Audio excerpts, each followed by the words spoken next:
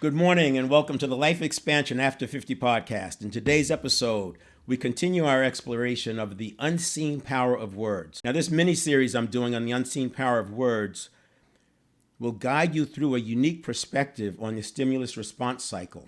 Why? Because I've taken the stimulus response cycle and instead of it being just stimulus response, I've broken it into like 8 different dimensions that we go across. And we're starting with pre-stimulus, and it goes all the way to what I was talking about earlier, where if anything still gets through and we get triggered, we have the emotional modulation to take care of it from there. The mini-series will guide you through the unique perspective on stimulus response cycle. Today, we focus on what I call the pre-stimulus stage, and our topic for this episode is beliefs. Beliefs lead to stories, and stories lead to the words that we say to ourselves over and over. This is why it's said that life and death are in the power of the tongue. Getting a handle on our self-talk is an important milestone in designing that life that we'll love living.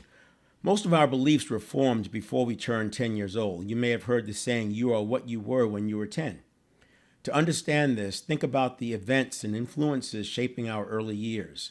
For my generation, it might have been news headlines, while for Gen Z and Gen Alpha, it could be social media trends. This reflects the fact that much of our foundational conditioning happens between ages 0 and 7.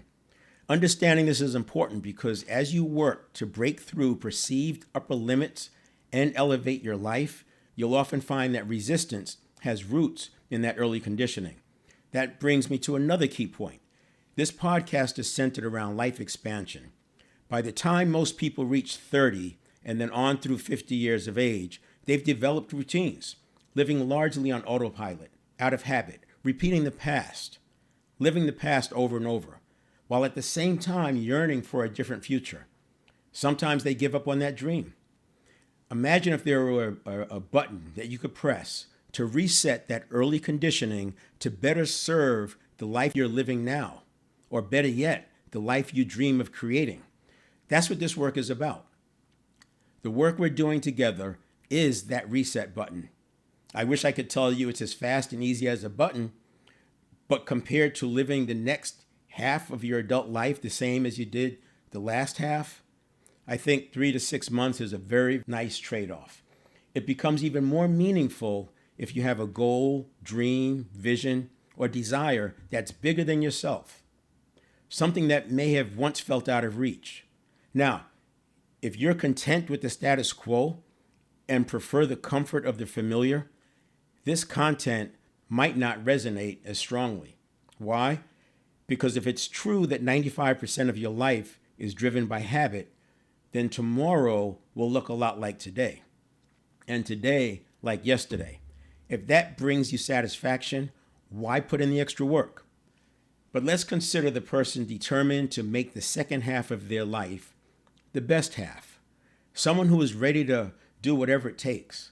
For that person, there will be hundreds of thousands of new moments, brand new moments, unfamiliar, vastly different from the past, full of surprises and opportunities.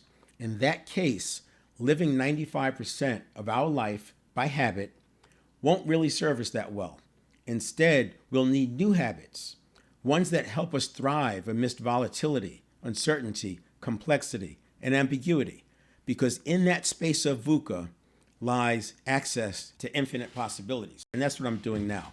It's Heather Burright, Burright, but in the comments, I'll put the link to it. Essentially, my response had to do with the fact that first we have to access our agency. I think people always have the agency. The question is whether or not we access it, right? We always have our potential, but do we access it? And in order to access that agency, I say we have to have personal leadership, right? We have to make that choice that we're going to lead our lives. And then through that choice, we can then do the things necessary to have agency. And from that point of agency, then presented with the references, we can decide whether or not we want to change our behavior, whether or not we want to change our value.